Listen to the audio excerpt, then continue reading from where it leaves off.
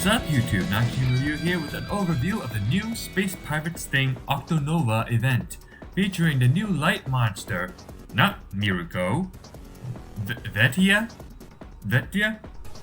Whatever you say, the bunny girl. Wait, she's not a bunny? She's a cat? She looked like Miruko good enough. Anyways, let's take a look at this, shall we? As you see, just like the previous Octanova invasion, you have the ability to level up and your power boosts that you can use to make the quest easier, increasing your prestige gain, attack, magic attack, barriers, and elemental defense. The prestige ladder is how you will be obtaining scrolls, and unfortunately, her last scroll is at all the way at 165k points. Now, that wouldn't be so bad if we weren't in a certain circumstance right now. Now, to boost your prestige gains, you would either need New Monster Low, which will increase the prestige by 300%, or Leda, an old monster with Star Gene that will increase prestige by 50%, as well as all event gears that you can obtain by exchanging items. The Octanova, those ticky thingies, while each of them increase by 10%, which I would recommend equipping a lot if you can. If you want to finish the event fast, with like the most prestige, I mean. It might slow your quest down, but yeah. You can exchange the gears for 100 apiece for the first one you get. Afterwards, they are all 300 per piece. Now, with their skills being Tyrant L for weapons and the magical or physical Reflection XLs for the defense gears. Now, they are cost 35 weapons, so they aren't that bad if you want them for elemental sets. And these defense gears do have 20 elemental defense, so they're not that bad. Their procs are kind of bad, but elemental stats are not bad. As for the treasure spawn, I wouldn't go for it. The select monsters are most likely weighted toward the lower cost monsters, and to select gear, you don't really need them unless you still don't have heal ups, which would be nice to get, I suppose. If we didn't know reincarnated as a slime is coming in 1 week, so yeah, I recommend you save your gems. So definitely don't spawn for this, I suppose. If you want to save your gems for slime collab in 1 week. Seriously, the worst timing for this event to come to global. I mean, the absolute worst. Coming right after a collaboration, and you only have 1 week to farm this event because in another week you have another collab. Why? And let me tell you, these Octanova quests are some of the best for free-to-play, and they're free-to-play friendly quests that are easily the best way for free-to-play to build elemental sets all over the place, from a monster that has extra elements, free gears that you can fully infuse with defense gears, and you get pets of that element.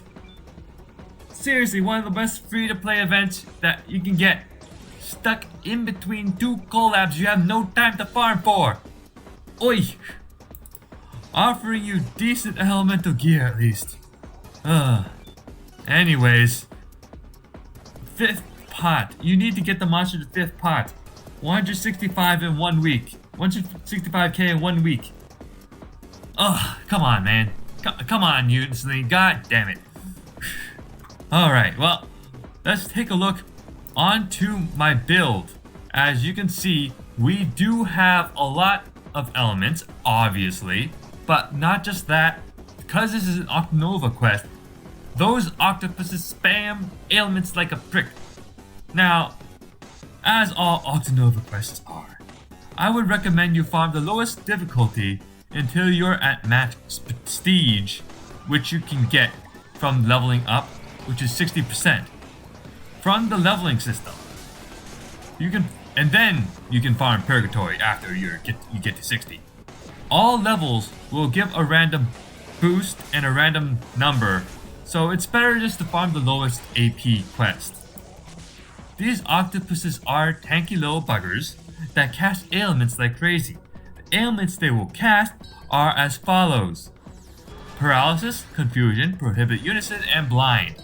If you have the monsters with the pots, I would recommend sacrificing some elemental attack for monsters that have Confusion and Paralysis potential resistance, as they are the most annoying elements in my opinion. As if you are affected with those, you can't raise your uni gauge easily, while if you are affected with Prohibit Unison, you can always refresh, or if you're elemented with blind, you can still also just refresh yourself, while if you are paralyzed or confused, there's a chance you'll just smack yourself in the face. As you can see in my gameplay, with these resistance pots, I have become practically immune to the worst ailments they try to inflict on me. Now, if you did the collab cost 29 monster ticket farming about 2 weeks ago, you will probably have a lot of monsters like Freud, Lancelot, Robin Hood, Siegfried, Dora, and like so many others that have the resistant pots you need for this event. So I recommend, if you do, pot your Croits, Lancelots, the ones I just mentioned. There might be more, but those were the most easiest ones to get. The octopi will also buff themselves like the past, and bring karma is good if you want to take 0 damage for your ancient spell spamming shenanigans.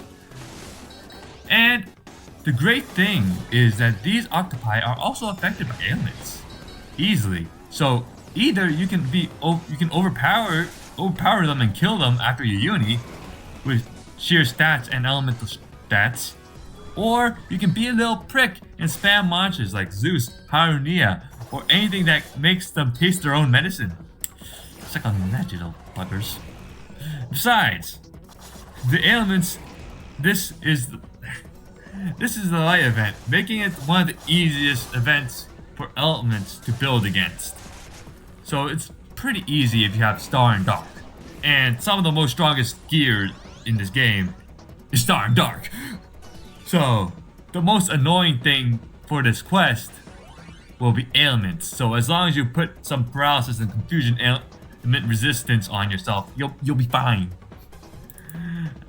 And that's all I can say. Like, this is a pretty easy event. Just put your pots on and you should be good.